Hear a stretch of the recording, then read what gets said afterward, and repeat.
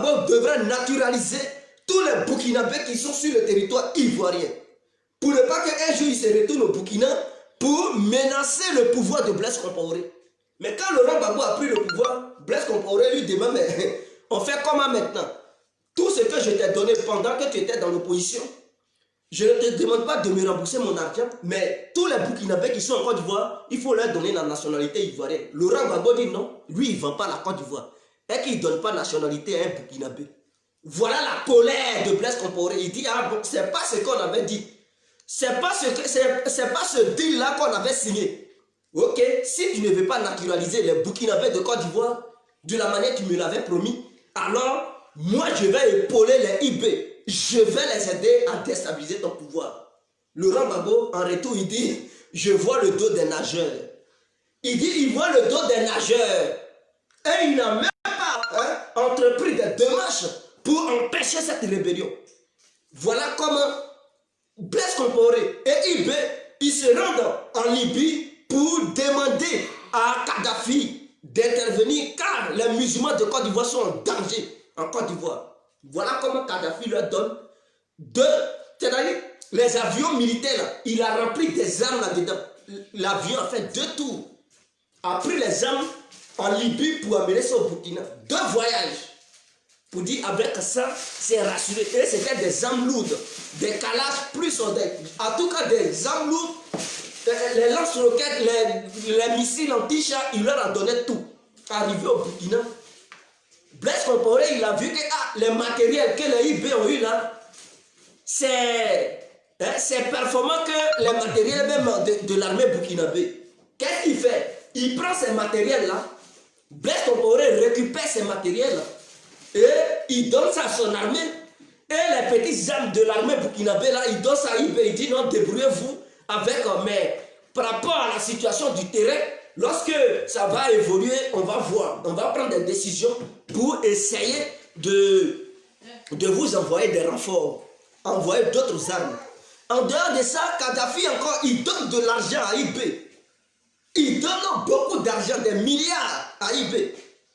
Il paraît qu'il a donné au moins une somme de 5 milliards pour financer la rébellion. Est-ce que vous comprenez? Vous qui écoutez là, quand vous dites ce regard avec l'argent, Kadhafi a donné une somme de 5 millions pour que IB puisse trouver des gens. IB lui a promis que non, il avait trouvé déjà des gens. Kadhafi, il savait que IB avait déjà fait un coup d'État. Il dit, ils ont parlé de toi, c'est toi qui avais fait le coup d'État de 99. Il dit oui. Donc Kadhafi avait déjà confiance à IB. Il dit, toi tu es un vrai général, je vais t'aider. Ce qui manquait à IB, c'était l'argent. Kadhafi lui donne 5 milliards de francs CFA pour financer, chercher des gens, les combattants. Il faut trouver des combattants, il faut les payer. Parce que tu ne peux pas appeler l'enfant de quelqu'un pour dire viens faire la guerre pour moi, et puis tu ne lui donnes rien, mais il va cracher sur ton visage. Il faut lui donner jeton.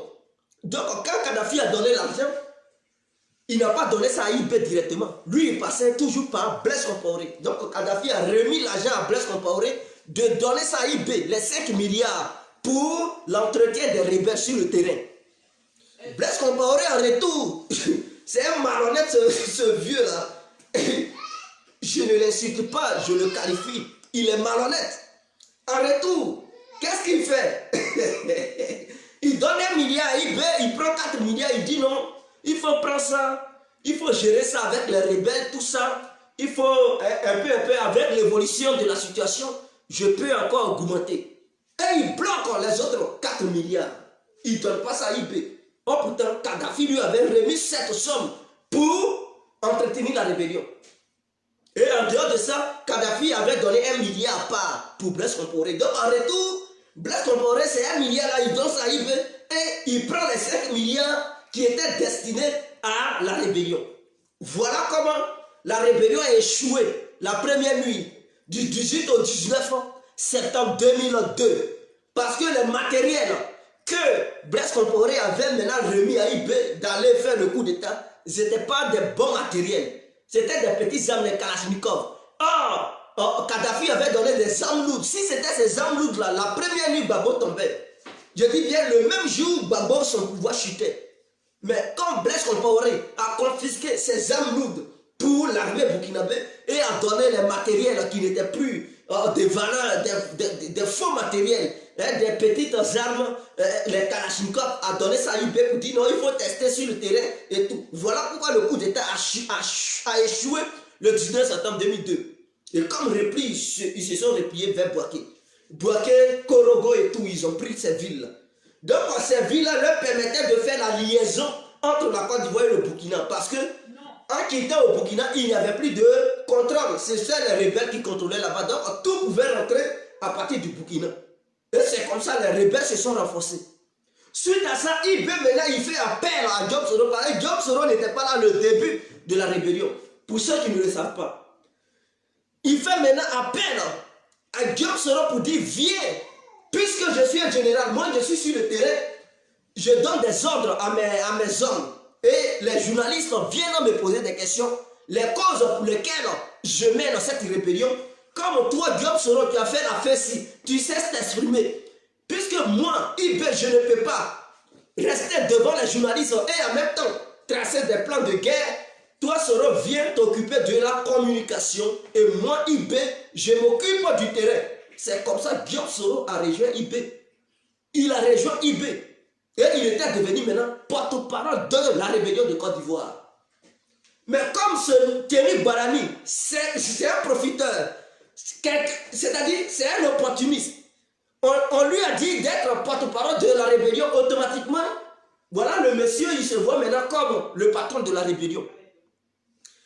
Donc, IB, il était dans l'obscurité. Il ne voulait pas se déclarer aux yeux du monde entier que c'est lui qui était le père de la rébellion. Donc, les gens demandaient qui est le père de la rébellion? Qui est le père de la rébellion? IB, il voulait rester dans l'homme. C'est comme ça, Soro, il sort, il dit c'est moi qui suis le père de la rébellion. Waouh! La première fois, Soro Diom, il vient pour dire il est le père de la rébellion. IB était énervé, il dit mais de quel droit tu t'appropries le père de la rébellion? Il dit non, j'ai fait ça. Hein, pour te couvrir, parce que où ça partait là, c'était plus bien et tout. IB a dit, ok, tu as bien fait. Mais il ne savait pas que non, c'était un piège que Soro Diom lui tendait. C'est opportuniste, je viens, je vais mouiller ma gorge.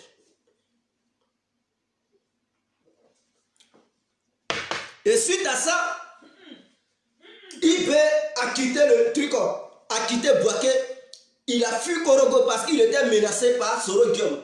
À un moment donné, Soro Diom s'appropriait maintenant la rébellion. Il faisait maintenant, il montait des coups pour éliminer IB. Il montait des coups pour éliminer tous ceux qui étaient fidèles à IB.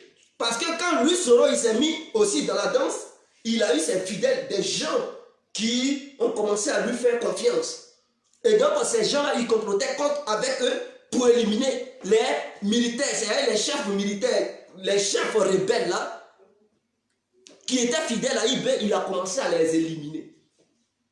Je connaissais les noms de certains, mais j'ai oublié un peu. Il les a éliminés un à un. IB a fui. Il a fui le nord pour venir ici en France. En France, ils l'ont arrêté.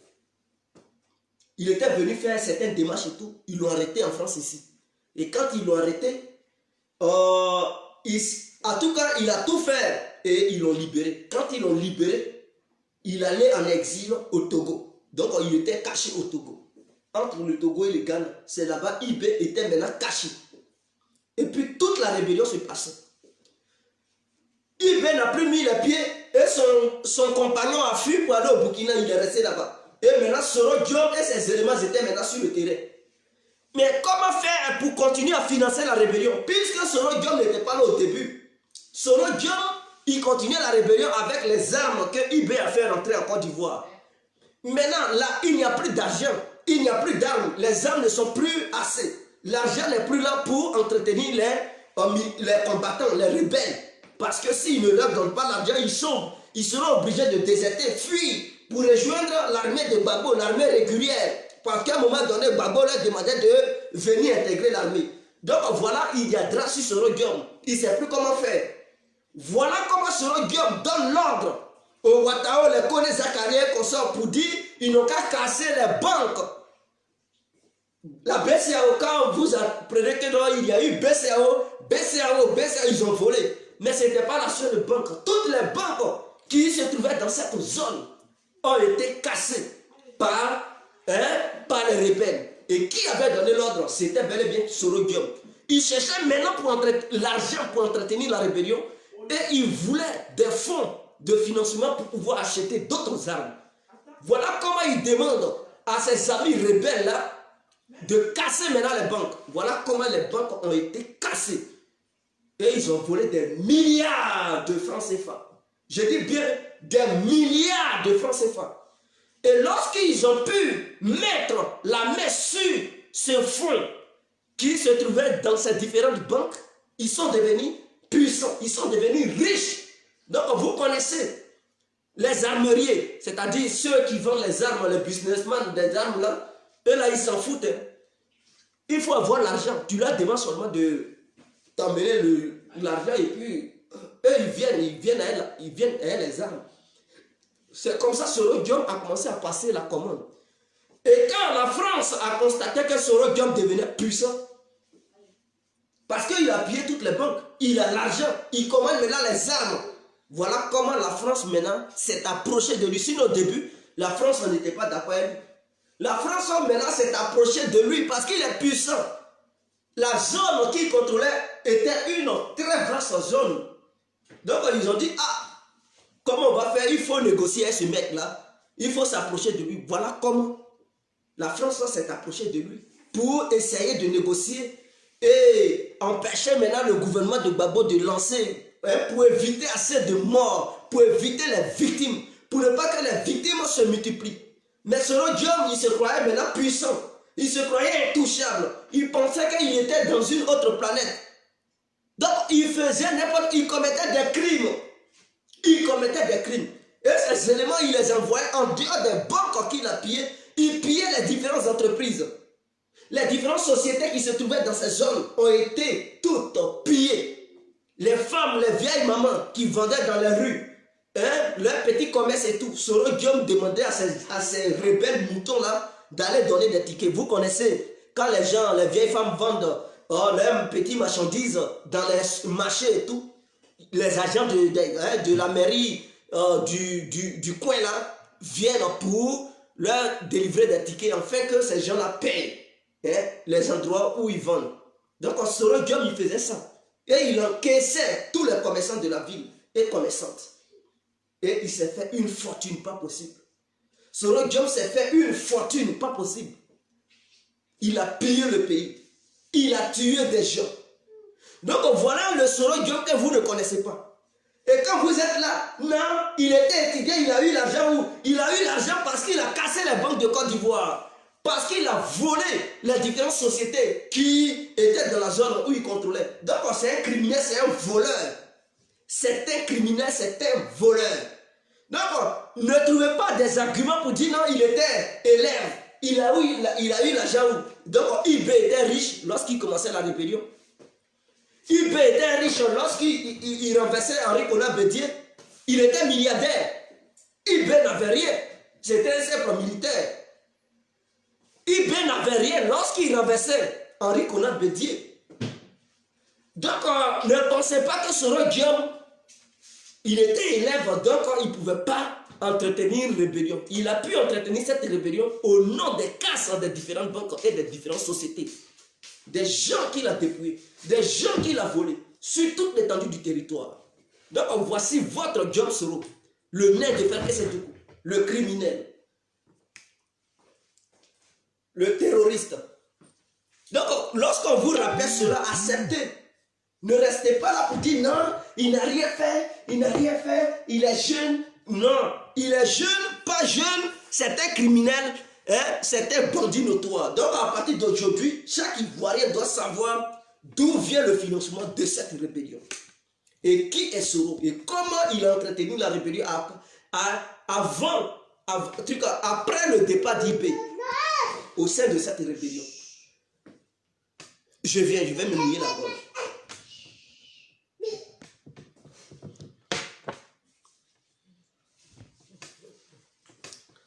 D'autres me disent non, Djedje est caméléon, qui est ici, mais votre Soro là, il est plus caméléon que moi. Il était où hier? Il était à Gbagbo. Il était à la salle. C'est lui qui accuse tout le monde. Donc votre Soro, il est plus caméléon que moi. C'est un caméléon politique. Moi, je ne suis pas un leader politique. Donc, pour moi, là, c'est bien. Mais lui, en dehors de ce qu'il a commis comme crime, il change de visage. Il change de couleur. On dirait caméléon. C'est un multicolore politique. Alors, un homme comme ça, avec tout ce qu'IB lui a fait, il n'a pas eu de remords. Il a buté IB à Bobo. Il a tué IB. Excusez-moi. Non, c'est pas grave. Non, ça va. Excusez-moi, il y a eu un petit truc là. Avec tout ce que IB lui a fait, il a assassiné IB froidement à Bobo. Il a tué IB à Bobo. C'était vraiment malheureux. C'était vraiment malheureux et regrettable. Mais, qu'est-ce qu'on peut faire? Puisqu'il a été toujours traître. Il a été toujours traître et un traître restant un traître. Un traître, on ne peut pas changer. Abonnez-vous sur Info Afrique, s'il vous plaît. Donc, il a tué son ami, son bienfaiteur. Ce monsieur qui a été un ami de Babo et un élève de Babo, au nom de ses propres, vraiment, de son opportunisme, de la rébellion, il a déclenché la guerre contre Laurent Gbagbo. Aujourd'hui, des gens, ils s'arrêtent pour dire non. Alassane, hein, il applique l'injustice en Côte d'Ivoire contre Soro. Ce n'est pas normal. Mais votre Soro Diom, il connaît-il dans la justice? Question. Est-ce que Soro Diom connaît la justice? Parce qu'il a transgressé la loi ivoirienne. Il a transgressé la constitution ivoirienne. Il ne connaît ni la justice, il ne connaît ni la loi. Donc si on applique l'injustice sur lui, eh bien c'est tout à fait normal, c'est logique. Pourquoi vous vous plaignez? Est-ce que lui-même là, il ne sait pas que il a toujours bafoué ce qui est constitution, ce qui est loi? S'il respectait la constitution, s'il respectait la loi ivoirienne, il n'allait pas non seulement casser les banques, il n'allait pas commettre des crimes contre l'humanité, il n'allait pas former une rébellion. Mais tout ça c'est contre la loi, tout ça c'est contre notre constitution. La constitution est l'opium du peuple. La constitution est l'agenda, c'est-à-dire c'est l'acte de naissance du pays. Mais quand Soro Diom, il brûle ça, il décide, il met son feu pour ses propres intérêts, vous êtes étonné aujourd'hui quand la justice est derrière lui. Non, pourquoi Alassane, il applique l'injustice? Pourquoi il ne respecte pas les lois ivoiriennes? Pourquoi il n'applique pas la constitution? Mais Soro Diom, avait-il appliqué la constitution? Il avait-il respecté les lois ivoiriennes? Ne soyons pas hypocrites sur cette terre. Tout ce que tu fais, tu le payes ici-bas. Alors qu'il paye, c'est coloré. Mais il a été le premier à commettre n'importe quoi. Il a été le premier à bafouer les lois ivoiriennes. Et aujourd'hui, vous voulez que le gouvernement ivoirien applique les lois ivoiriennes? Mais le gouvernement ivoirien respecte les lois ivoiriennes. Vous êtes étonnés? Un criminel, quelqu'un qui préparait un coup d'État, qui voulait encore verser du sang, parce que c'est ça sa nature. C'est ça sa nature, un démon. Est-ce que vous avez déjà vu un démon devenir Jésus? Avez-vous déjà vu un démon devenir Allah? Mais Allah ne peut pas devenir démon. Jésus ne peut jamais devenir démon. Or, selon sa nature, là, c'est démon. Est-ce qu'un démon peut devenir un saint? Il ne peut jamais devenir un saint. C'est un pécheur. Donc, il est pécheur, il va rester toujours pécheur. Et il va continuer dans sa philosophie d'homme qui commet le péché. Il va continuer dans sa pécheresse. Alors, vous êtes étonnés? Non, Soro Diom, Ouattara viole les lois, Ouattara n'a pas levé l'immunité parlementaire. Bandignard que vous êtes. Quand Soro Diom tuait Désiré Tagro, il ne savait pas que Désiré Tagro remplissait des fonctions. Il ne savait pas que Désiré Tagro était ministre. Lorsqu'il parlait dans l'écoute téléphonique entre lui et Diendéré, ou bien Bassolé, d'hybride Bassolé, l'écoute téléphonique qu'ils ont intercepté. Mais Soro Diom ne savait-il pas que Désiré Tagro remplissait une fonction d'État? Lorsqu'il abattait, il a respecté la dignité de ce dernier. Il a respecté le peuple ivoirien. Il a-t-il respecté la famille de Désiré Tagro? Il a-t-il respecté l'ethnie de Désiré Tagro? Il a battu ce monsieur. Et aujourd'hui, c'est vous qui voulez. C'est vous qui demandez aux gens d'appliquer la loi. Parce que ce Diom, il est qui? Quand c'est les autres là, non, lui, il s'en fout de la loi. Mais quand c'est lui, il n'a qu'à appliquer la loi. Il se croit où? Mais quand, mes frères, comme il dit, nous sommes dans une jungle, mais on va jouer le match dans la jungle. Pourquoi il fuit? Il fuit pour aller à Paris pour faire quoi? S'il pense qu'il a les couilles, ce n'est pas une injure, c'est parce qu'il a les couilles, c'est un homme. S'il pense qu'il a les couilles et que ça pèse vraiment, mais qui sera dans Côte d'Ivoire? Comme le match de la jungle a commencé, ça va se jouer. Faut pas, il va fuir. Ça n'a même pas encore commencé, il fuit. Ça n'a même pas encore commencé, il fuit déjà. Il a perdu la connexion. Il a perdu son GPS. Il ne sait même plus où c'est tombé. Il va dans tous les sens. Soro, Abdou Richard t'attend. Il t'attend en Côte d'Ivoire. C'est toi qui cours ici, derrière la justice française. Tu es devenu maintenant français. Va répondre. Ton ami Gachon Abdou Richard t'appelle. Tu n'as pas dit que tu étais un rebelle. Tu n'as pas dit que tu es un guerrier. Abdou Richard t'appelle. Et tu cours ici à Paris. Mais Abdou, lui, il est serré. Il est en Côte d'Ivoire. Il s'appelle Woody Abdou. Mais vas-y. Vas-y, il t'attend. Et c'est toi qui cours derrière les blancs ici. Abdou Richard m'a dit. Abdou Richard m'appelle. Abdou Richard. Mais lorsque tu faisais la rébellion, tu te croyais. Tu te croyais Jésus. Tu te croyais Allah. Tu te croyais, je ne sais pas, le pape. Ou bien, le grand imam de la Mecque. Maintenant, ton ami Garçon dit, il faut venir maintenant, ce que tu as commencé, ton banditisme politique là. Viens, vous allez jouer ça, tu cours, tu viens à Paris. Il court derrière la justice parisienne. Tu n'as pas honte. Bogota, je m'appelle Bogota. Va encore trouver ton nom. Tu penses qu'Abdou Richard c'est ton ami? Lui il tue pas, hein? Il tue pas. Mais il te fait fuir. Abdou Richard il tue pas. Il tue pas. Mais il empêche ton vol. C'est-à-dire, Abdou Richard, il lui a suffi tout simplement de prendre son téléphone. Et Soro Diom a chié dans son pantalon. Il a déféqué sur lui. Direction Ghana. Il a pissé sur lui. Tu n'as pas dit que tu es un homme? Abdou Richard? Oh, vraiment. Chapeau, monsieur le procureur. Vous ne faites pas, vous ne prenez pas les calaches. Mais avec votre stylo, d'autres chissures, d'autres pissent sur. Et voilà un Soro Diom. Un pisseur, un chieur. Abdou Richard, il n'a pas besoin de calache pour te faire chier. Il n'a pas besoin de calache pour te faire pisser. Il lui suffit de prendre son stylo. Parce que c'est dans le stylo, il est fort. Lui là, il a été à l'école. Et pendant qu'il fréquentait, c'est son stylo qui était son arme. Et c'est ce qu'il a utilisé pour te faire fuir. Ta calache est restée où? Présentin que tu sois. Soro Diom le présentin. Et il y a des gens quoi, qui suivent ce monsieur. Quelqu'un qui fuit, qui chie sur lui, qui pisse sur lui.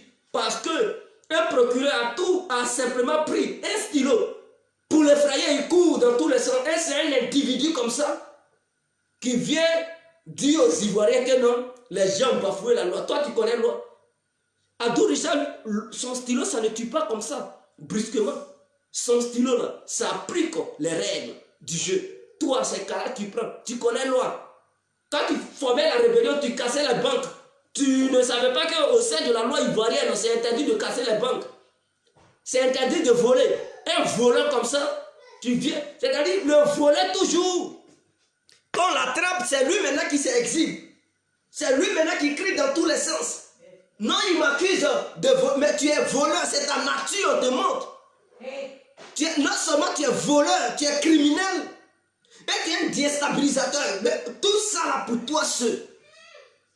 Et ils ont la grande gueule pour dire non, ça datait de 2017. Mais démontrez-nous que oui, bel et bien, ça datait de 2017. Vous êtes incompétents. Mais on n'a rien vu encore. Parce que Abdou Richard dit c'est récent. Vous dites que c'est pour deux, ça date de 2017. Mais qui a tort, qui a raison? Mais venez sur la base des arguments. Montrez-nous des preuves qui attestent que réellement les écoutes téléphoniques datent de 2017. Mais vous n'avez aucune preuve. Et vous voulez que nous, les gars, ayons compris. Nous, les hommes intellectuels de maintenant, vous voulez qu'on gobe vos âneries là, vos mensonges. On sait que tu es un menteur. Toi et ta bande, une avocate dite à Foussiata Papa qui est menteuse comme ça. Et elle veut nous faire croire que non, ça date de 2017. Vous pensez que vous avez devant vous des petits plaisantins? Vous étiez là préparé un coup d'état depuis Paris, depuis en Europe ici. Et vous êtes là, mais ça ne date pas de 2017. Ça date de 2019. Dites la vérité aux gens.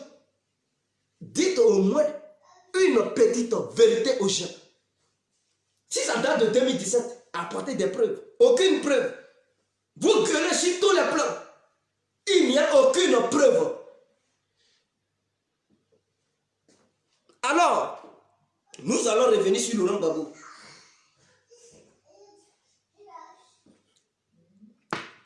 Je vois des gars qui sont là passés leur temps à accuser Alassane d'être le père de l'injustice en Côte d'Ivoire. Je dis le contraire. Laurent Gbagbo est le père de l'injustice en Côte d'Ivoire. Et je vais le démontrer, mes frères.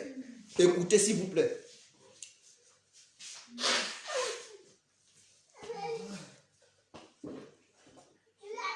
Oui, tu peux venir bien. Laurent Gbagbo est le père de l'injustice en Côte d'Ivoire. Pourquoi je le dis? Écoutez un peu, partagez déjà la vidéo s'il vous plaît et vous serez bénis. Et abonnez-vous sur Info Afrique, c'est très important. Abonnez-vous massivement. Info Afrique, ça ne vous ment pas. Il suffit de cliquer sur j'aime et puis c'est tout. Ou bien il suffit de cliquer sur abonner et puis tu t'abonnes. Dans ça là encore là, on va encore aller faire catch. Clique, prends ton petit doigt, tu cliques. Et puis c'est tout, tu es abonné. Tu fais partie du groupe, tu fais partie des gens. Mais bientôt on va débattre. Il aura une plateforme. Cette plateforme là, lorsqu'on va atteindre 10 000 abonnés là je vais ouvrir le débat à tout le monde. Il suffit d'atteindre 10 000 abonnés et ça sera comme une télévision en fait. Chacun va participer.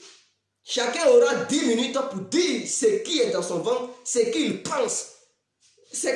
Chaque individu viendra pour intervenir pendant 10 minutes, 10 minutes, 10 minutes. Donc, dès qu'on atteint 10 000 abonnés, on ouvre le débat. Il y aura un numéro, les gens vont intervenir sur WhatsApp ou sur Imo, ou bien ils peuvent appeler directement comme ça, avec leurs photos, ils interviennent. Mais on n'a qu'à atteindre d'abord 10 000 abonnés et on commence cette plateforme. Alors, Laurent Gbagbo, le père de l'injustice en Côte d'Ivoire. Pourquoi je le dis? Voilà, aujourd'hui des gens ils reprochent, et surtout les pro-Gbagbo, que Alassane Ouattara il bafoue la constitution, il ne respecte aucune loi en Côte d'Ivoire. Il ne fait rien du tout. Mais est-ce que Gbagbo avait respecté les lois? Mais la loi ivoirienne est claire. Lorsque quelqu'un il vole, on doit juger ce dernier. Et si on constate que réellement les faits sont avérés, on le fout en tôle. C'est clair, c'est une loi qui fait partie de la constitution ivoirienne. Lorsque quelqu'un il tue et que c'est avéré que c'est un assassin, on prend ce dernier, on le fout en tôle. Bon, lorsque c'est clair comme ça, et qu'un pays digne de ce nom, appelé la Côte d'Ivoire, lorsqu'on sait que c'est écrit noir sur blanc, qu'un assassin, un voleur, on doit les mettre en prison, lorsque les faits dont on leur reproche sont avérés, on doit appliquer les lois dans leurs normes. Mais imaginons un homme comme Guillaume Soro et ses amis, un bon matin, ils débarquent dans notre pays, y compris les IB, Ils déstabilisent notre pays. Ils pillent les banques. Ils assassinent des gens, ils les mettent dans des conteneurs pour les brûler. Ils s'en vont dans des villages pour faire des crimes. Ils commettent des crimes, des génocides, pas possible. Et c'est Laurent Gbagbo, il vient. Non seulement il ne juge pas ces derniers, donc le fait de refuser de juger ces derniers, c'est une violation flagrante de la condition ivoirienne. Ça c'est un. Donc non seulement il viole la condition, c'est de l'injustice qu'il a pris contre les Ivoiriens. Donc il a pris une justice flagrante vis-à-vis du peuple ivoirien. Donc Laurent Gbagbo a commis l'injustice là. Parce que ceux qui ont tué, il les a vus, il ne les a même pas condamnés. Aucun petit mandat n'a été lancé contre les assassins des Ivoiriens, du peuple ivoirien. Aucun petit mandat n'a été lancé contre les déstabilisateurs de notre nation, la Côte d'Ivoire. Aucun petit mandat n'a été lancé contre les voleurs du peuple ivoirien, ceux qui ont cassé les banques. Donc ça, on appelle ça de l'injustice. Et donc Laurent Gbagbo a été celui-même qui a initié l'injustice en Côte d'Ivoire. Les pro-Gbagbo devraient la fermer. Lorsqu'on parle de l'injustice, ils devraient même eux-mêmes s'autocritiquer. Ils devraient même eux-mêmes se questionner pour dire, mais lorsqu'il y a l'injustice, mais quels sont ceux qui ont initié l'injustice en Côte d'Ivoire? Ils devraient dire, ah, vraiment, on sait, mais notre leader, il a été à la base. Est-ce que les militants du pays ont mis la pression sur leur leader pour demander à leur leader d'appliquer la loi ou la constitution ivoirienne à tous les Ivoiriens qui la violent? Est-ce qu'ils ont mis une pression? Non, ils étaient d'accord parce que quoi? C'était Gbagbo Laurent. Donc comme c'était Gbagbo Laurent, ils pouvaient appliquer l'injustice au sein de notre pays, c'est normal. Les gens devraient l'acclamer. Vous dites maman. Ok, il n'y a pas de souci. Ce qui est encore pire, c'est que ce même Laurent Gbagbo, pour prouver aux Ivoiriens qu'il est le père de l'injustice en Côte d'Ivoire, il prend Soro Diom et il le nomme encore Premier ministre. C'est-à-dire l'assassin, il impose l'assassin aux Ivoiriens et il demande à l'assassin de faire un gouvernement. 2 fois l'injustice. Donc Laurent Gbagbo a eu 2 fois un grade. Et il a eu un diplôme de l'injustice. Le diplôme qu'il a eu là, on appelle ça le diplôme de l'injustice. Laurent Gbagbo a eu ça. 2 fois couramment de l'injustice au sein de notre pays. Il a imposé un rebelle, un assassin, un voleur, un criminel, un génocidaire, un coup d'étatiste, un violeur aux Ivoiriens. Et il demande à ce violeur, à cet assassin, à ce criminel notoire, à ce coup d'étatiste, à ce djihadiste appelé Guillaume Soro de gouverner les Ivoiriens et de former un gouvernement. On était sans voix. Aucun Ivoirien n'a levé le petit doigt pour dire à Laurent Gbagbo, mais vous dites, ce que tu fais là, est-ce qu'on n'appelle pas ça l'injustice? Pendant que des familles pleurent, je dis bien, pendant que ces familles, des familles ivoiriennes pleuraient, par rapport aux actes commis par la rébellion de Guillaume Soro. La Côte d'Ivoire s'affaiblissait économiquement parce que Soro Guillaume et sa bande ont pillé le pays. Laurent Gbagbo a dit oui, c'est bien, il faut voler. Voler, il n'y a pas de souci parce qu'en Côte d'Ivoire, il n'y a pas de justice. Vous pouvez tuer, voler, violer, déstabiliser. Aucune justice ne peut s'appliquer à vous. C'est ce que Laurent Gbagbo a dit aux Ivoiriens. Et Soro Guillaume, il se gonflait en Côte d'Ivoire. On dirait John Pololo. Il était sur tous les fronts. Soro Guillaume, il se croyait intouchable. Parce qu'il était protégé par Laurent Gbagbo. Il a gracié tous ces gens-là qui ont commis des crimes en Côte d'Ivoire. Il les a graciés. Il dit, vous n'avez rien fait. Vous êtes saints. Vous êtes propres. Tous ceux que vous avez tués, leurs familles n'ont qu'à pleurer. Moi, Gbagbo, j'ai pris la décision parce que je suis le président. Il les a tous graciés. Aucune justice n'a eu lieu en Côte d'Ivoire. Aucun rebelle n'a été jugé. Je dis bien, aucun rebelle n'a été jugé. Et les militants, et les peuples, les ethnies de Côte d'Ivoire qui soutenaient tant Gbagbo n'ont même pas broché, n'ont même pas critiqué Gbagbo, n'ont jamais dit à Laurent Gbagbo que non, c'est de l'injustice. Ces gens ont tué nos parents. Au lieu de les juger, tu les gracies. Et tu leur demandes encore de nous gouverner. Gbagbo, quel président es-tu? Ils n'ont jamais demandé des comptes à Laurent Gbagbo. Au contraire, ils étaient derrière lui. Vous dites de maman, vous dites, et ils étaient contents. Vous êtes hypocrite. Vous êtes malhonnête. Et aujourd'hui, c'est vous là qui venez nous parler de justice. Mais vous devriez avoir honte.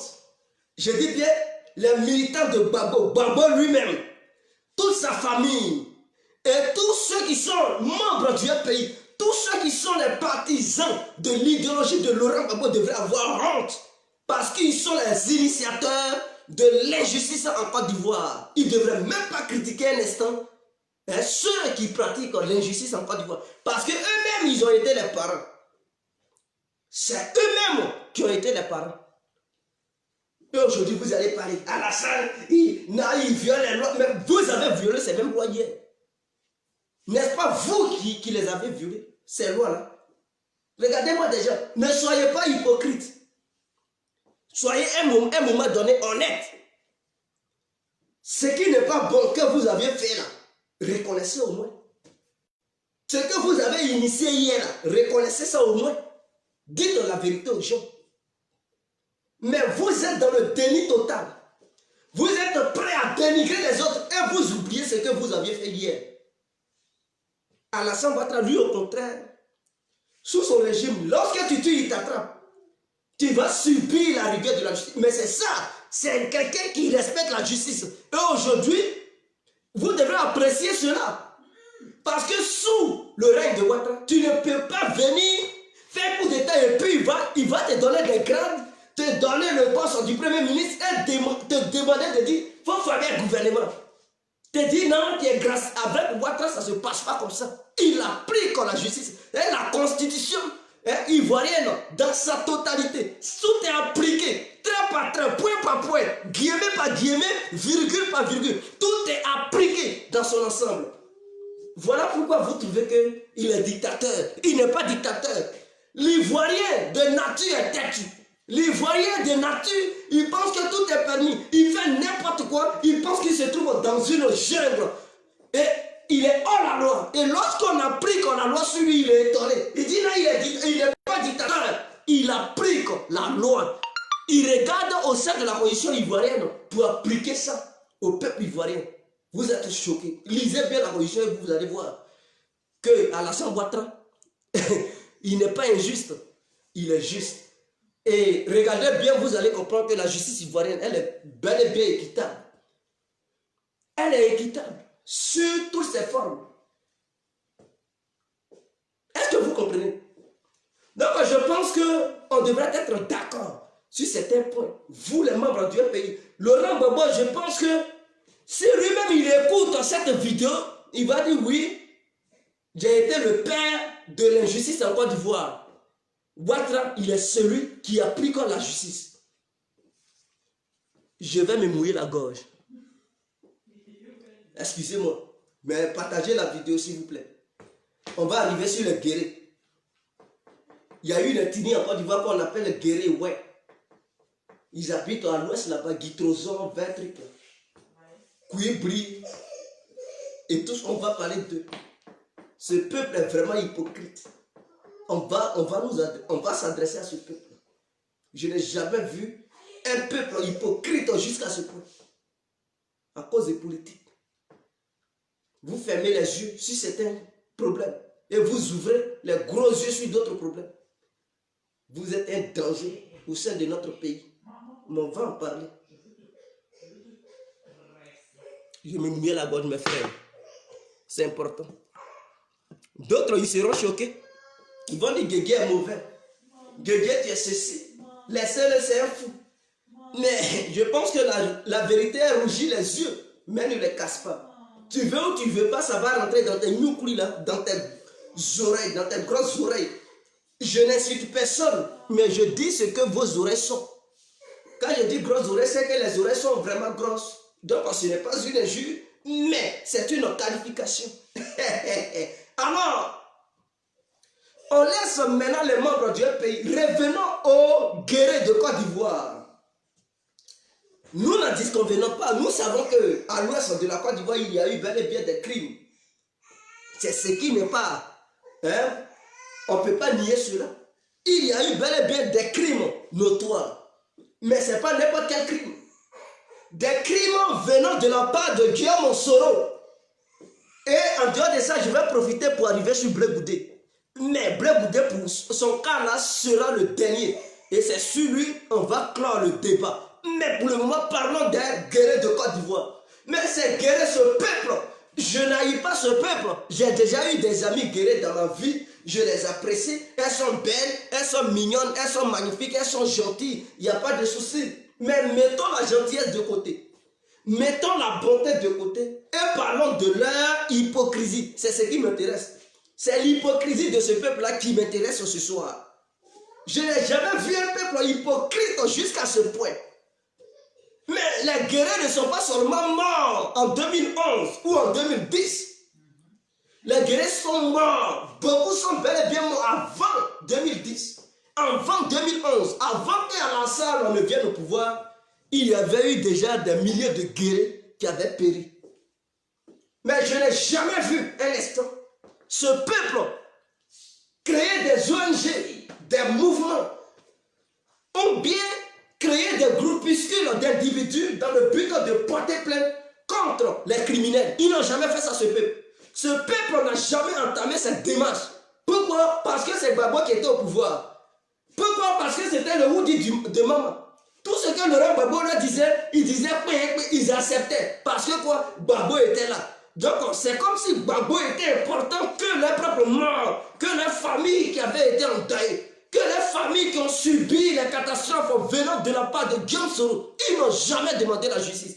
Parce que Laurent Gbagbo leur a dit, essayons la pilule la plus amère, et laissez tout tomber. Ils n'ont jamais réclamé à Laurent Gbagbo de faire un tour dans la région pour essayer de faire un monument dans cette région, pour écrire les noms de tous ceux qui étaient tombés, qui avaient été abattus par les criminels de Guillaume Soro. Ils n'ont jamais réclamé cela. Au contraire, ces morts ont eu lieu. Des villages avaient été ravagés plutôt. Des villages avaient été ravagés à l'ouest de la Côte d'Ivoire. Mais ils se sont toujours tus. Ils n'ont jamais entamé des démarches pour porter plainte contre Guillaume Soro, pour porter plainte contre les rebelles de Côte d'Ivoire. Ils étaient muets. Ils pensaient que c'était normal. Ils pensaient que c'était parfait. Et que tuer leurs fils ou leurs parents, c'était tout à fait logique. Car Laurent Gbagbo était au pouvoir. Donc quand Gbagbo est au pouvoir, on peut les assassiner, on peut tout faire. Mais maintenant que Gbagbo n'est plus là, c'est là maintenant il crie. On veut la justice. Mais vous étiez où quand Gbagbo était là? Pourquoi n'aviez-vous pas demandé la justice sous le règne de Laurent Gbagbo? Parce qu'il était bien placé. C'est lui qui était votre patron. Il était votre leader. La majeure partie de ces gens-là, ils sont au sein du FPI. D'autres ne sont pas membres du FPI, mais leur idéologie, en tout cas leur pensée là, c'est Gbagbo. Ils ont le sang même de Gbagbo qui coule dans leurs veines. Donc quand Gbagbo était là, tout ce que les gens faisaient, c'était normal. Ils ne réclamaient rien. Soro pouvait tuer comme il voulait. Et comme bon lui semblait, il ne pouvait même pas porter une petite plainte contre un rebelle quelconque. Ils n'ont jamais rassemblé des dossiers pour dire Soro Guillaume a commis des crimes, donc Laurent Gbagbo ouvre les dossiers pour juger Soro. Ils n'ont jamais parlé de ça. Mais Gbagbo a perdu maintenant le pouvoir, c'est là maintenant ils sortent. Alassane, il faut juger Soro. Pourquoi tu juges en sauvant les pro-Gbagbo? Pourquoi tu ne juges pas les rebelles? Mais pourquoi Gbagbo graciait les rebelles? Pourquoi Laurent Gbagbo ne jugeait pas celui qui avait tué vos parents? Et vous étiez content. Mais Alassane, il pense que c'est tout à fait normal. Vous voulez ça. Vous avez toujours voulu l'injustice. Vous avez toujours apprécié Soro Guillaume. Puisque Gbagbo vous a demandé d'essayer la pilule la mère qui était Soro Guillaume, vous l'avez même acclamé. Vous l'avez acclamé. Vous étiez heureux de voir Guillaume Soro vous gouverner. Vous n'avez jamais porté plainte contre Guillaume Soro. Parce que Gbagbo vous a dit de ne pas porter plainte. Donc Alassane, pour lui, cette histoire de génocide, de trucs, c'est déjà fini. Parce que Gbagbo a clos le dossier. Gbagbo lui a dit que ces ouais on peut les tuer C'est un peuple qui n'aime pas la justice. Donc, quel que soit, même si il y a eu un autre génocide là-bas, en 2011, mais le gouvernement ivoirien a pris la décision et a compris que c'est un peuple qu'on pouvait tuer, on pouvait tout faire sans qu'il y ait une justice, parce que c'est vous qui avez voulu ça. Si hier, vous étiez mobilisés pour insister à ce qu'il y ait une justice, aujourd'hui encore, on allait bien comprendre que oui, votre combat, c'est un bon combat, c'est un combat noble et que les gens devaient vous prendre au sérieux. Mais hier, vous avez cautionné ce génocide d'hier.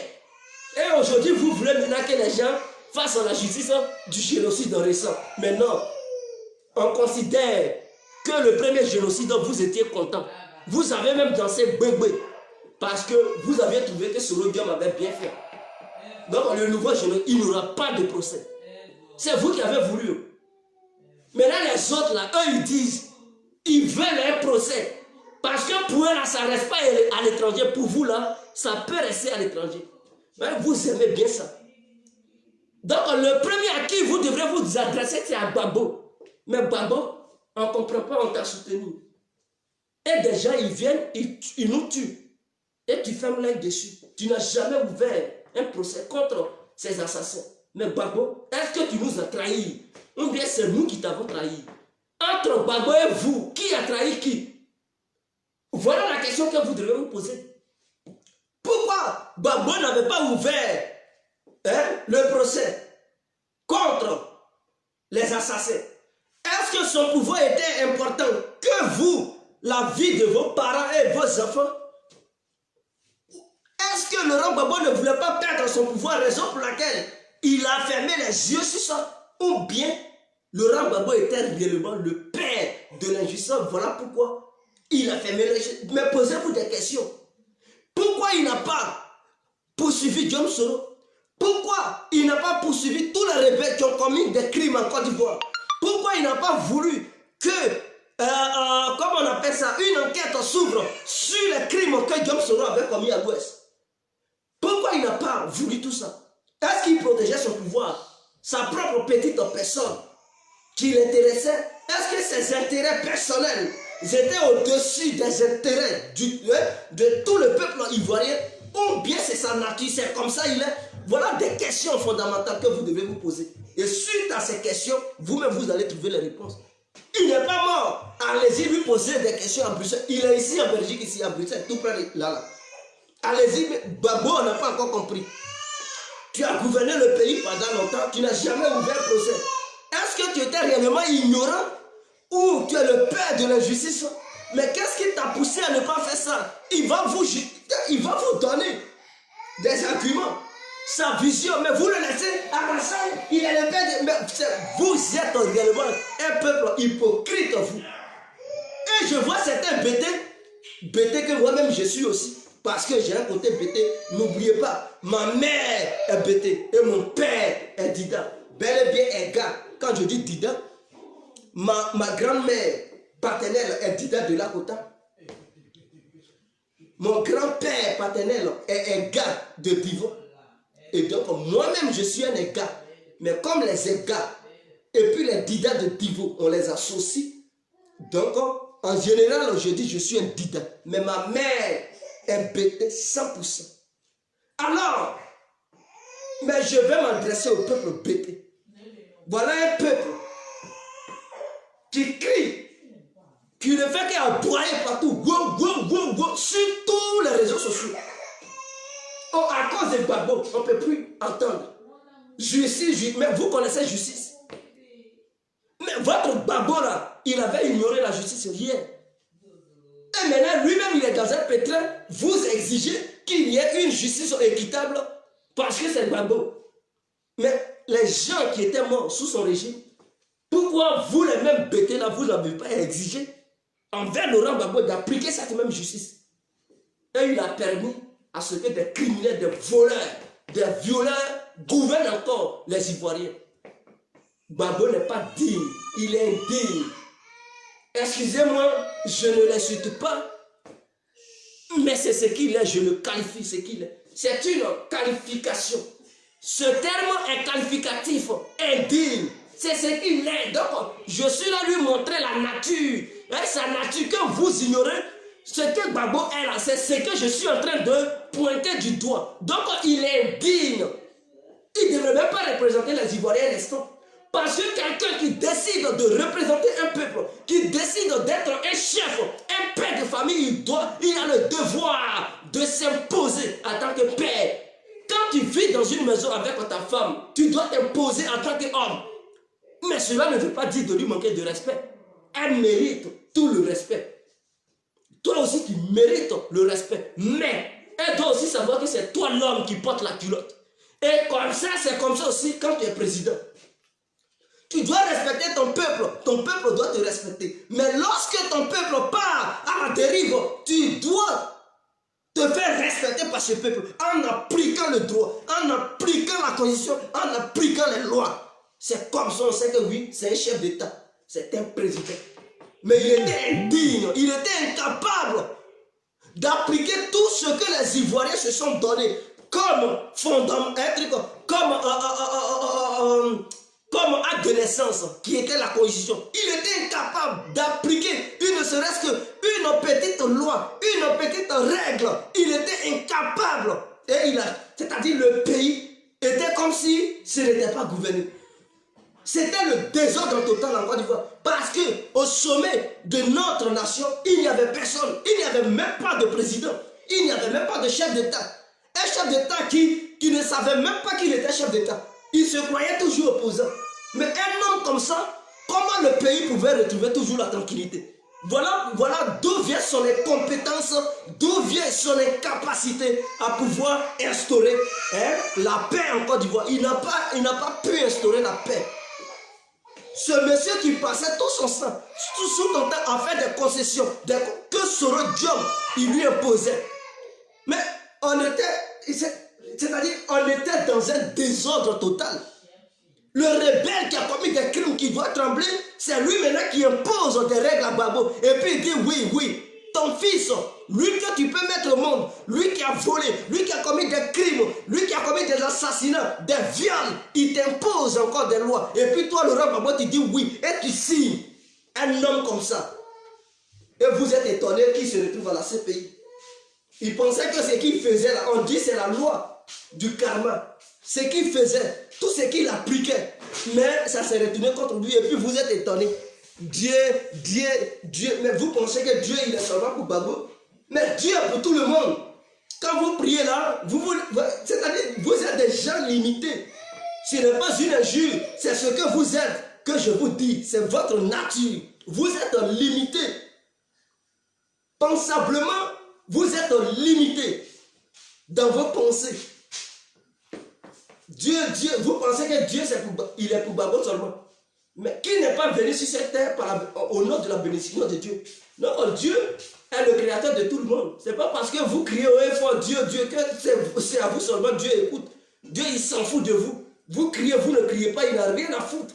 Tout se passe ici-bas. Et on va régler ça entre nous, en tant qu'humains. C'est clair. C'est clair. Donc, je pense qu'on est sur la bonne voie. Maintenant, on va sauter sur Charles Blé Goudé. Ce n'était pas prévu, mais je vais mettre Charles Blé Goudé dedans. On doit le traiter. Vous voyez, ce monsieur, vraiment, il a fait assez de mal au peuple ivoirien.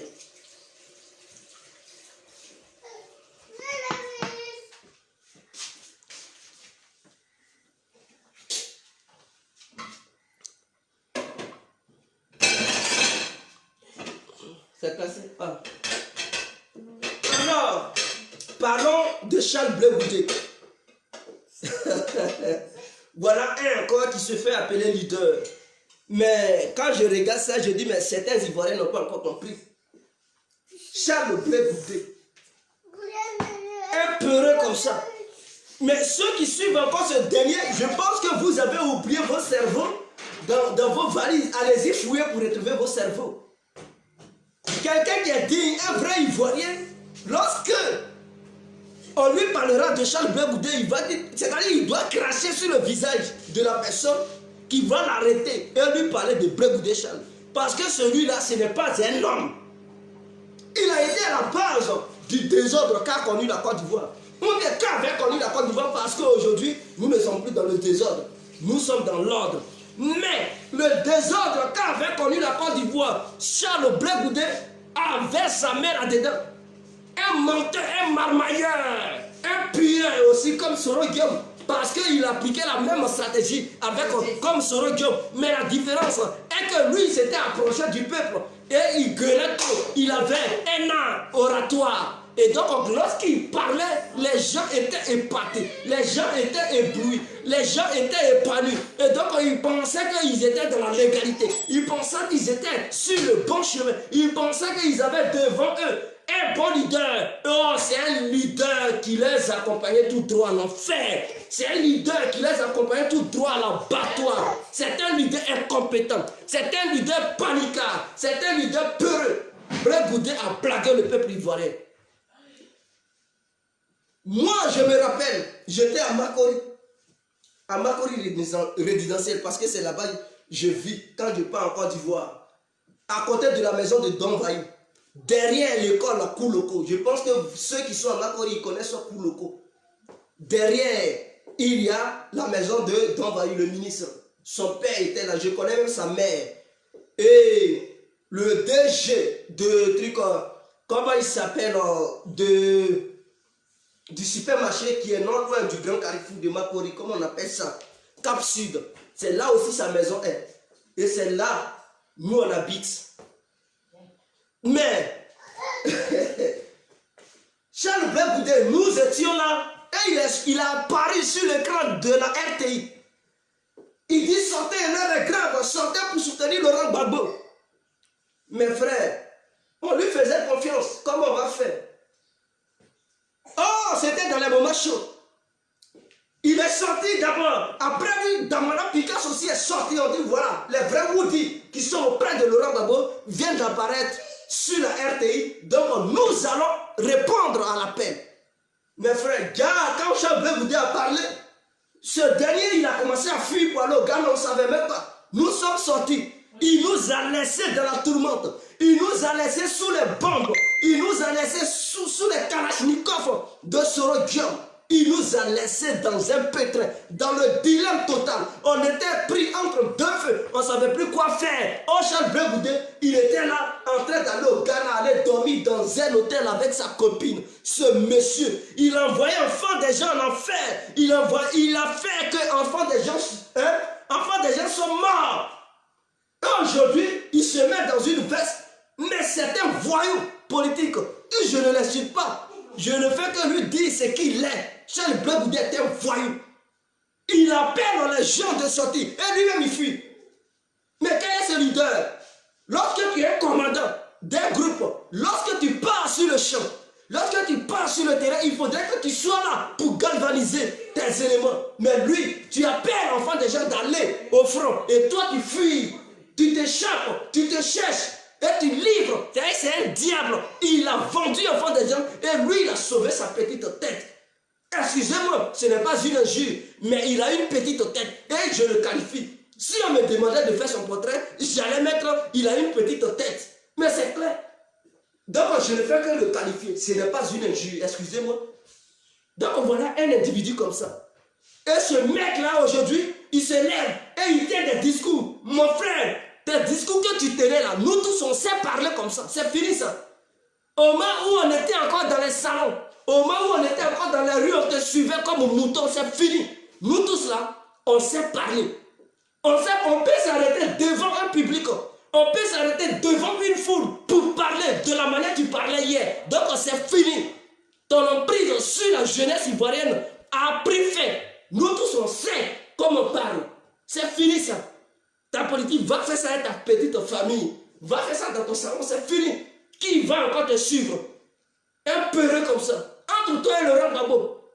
Laurent Gbagbo, on sait ce qu'il a fait, ce n'est pas bien. Mais lui, il a résisté. Lui, il était là. Les bombes versaient sur lui. Il n'a pas fui. Parce qu'il savait que derrière lui, il y avait un peuple. Et ceux qui lui faisaient confiance, il ne voulait pas les décevoir. Il est resté là, il dit, si je dois mourir, c'est-à-dire si mon peuple doit mourir, je dois mourir à mon peuple. Il est resté sur le terrain. Mais toi qui appelais le peuple, toi qui as mobilisé le peuple, toi qui as motivé le peuple de sortir, et toi, pendant que le peuple sortait, tu fuyais déjà, tu étais dans des cortèges avec des cantines d'argent, des valises d'argent, des francs CFA, en train de fuir notre belle nation.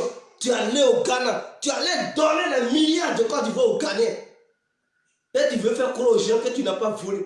Tu veux faire croire aux gens que tu es un bon leader. Tu es un malfrat, Charles Blé Goudé. Tu as trahi le peuple ivoirien. Tu as fait le peuple ivoirien mort. Et tu es là, je n'ai jamais, aucun couteau ne m'a jamais effleuré les mains. Je n'ai jamais touché une petite arme. Mais ta bouche est une arme.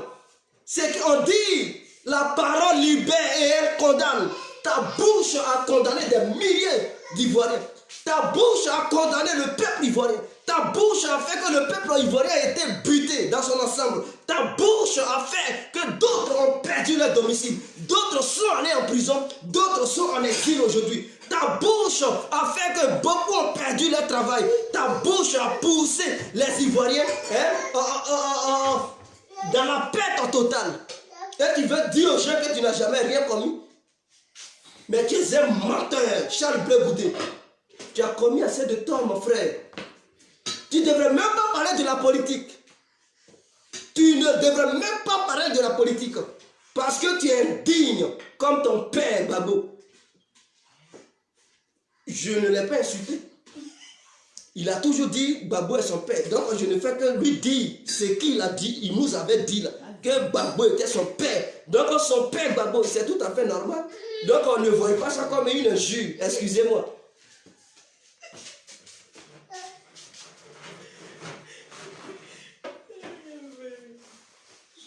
Partagez la vidéo.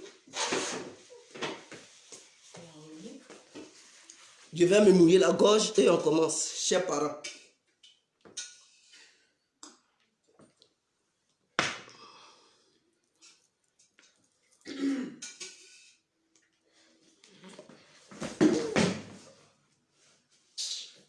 Il demande, il y a un qui pose la question si c'est Blé qui a égorgé mes parents.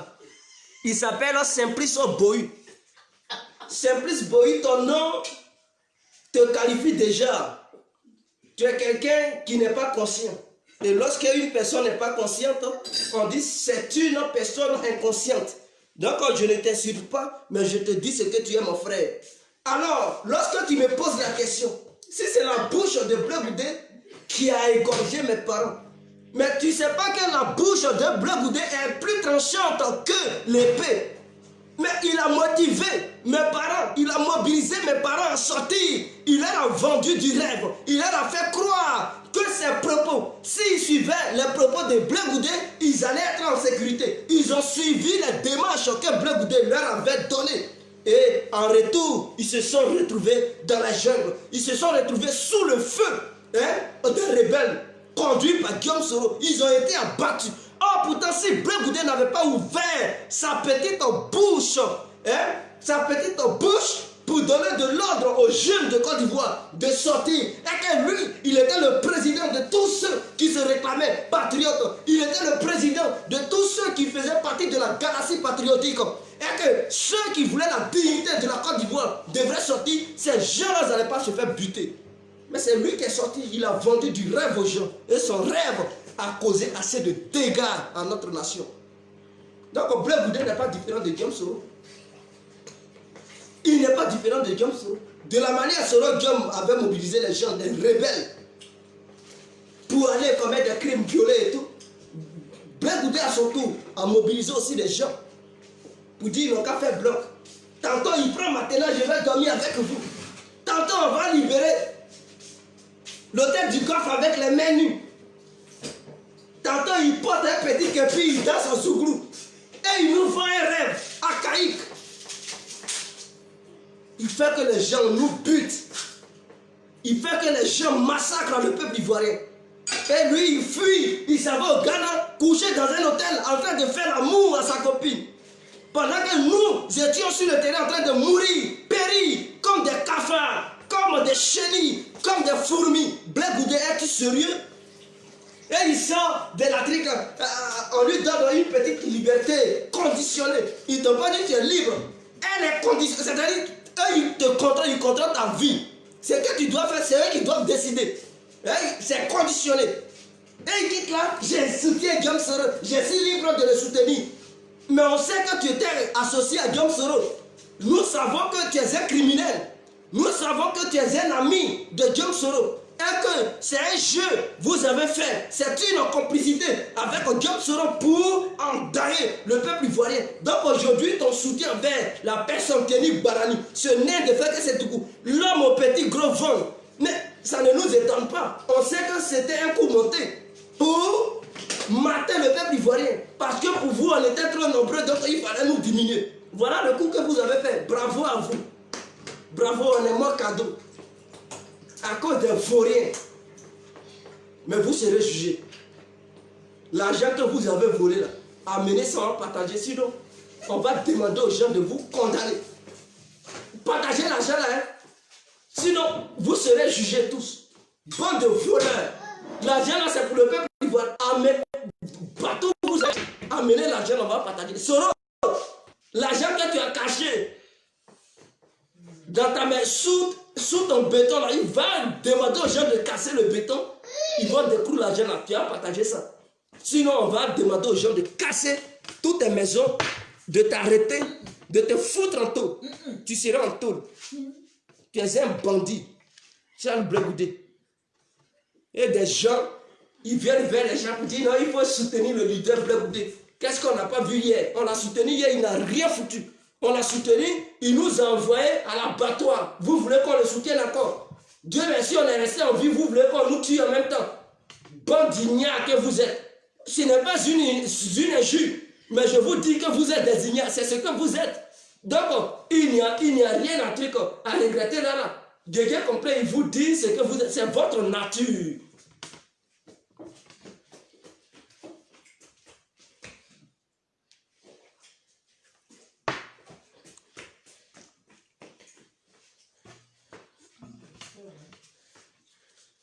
Je me t'ai trompé sur le cas de Soro Diop. Vous savez, dans la vie, on peut se tromper. C'est comme si tu trompais ta femme et tu lui demandais pardon.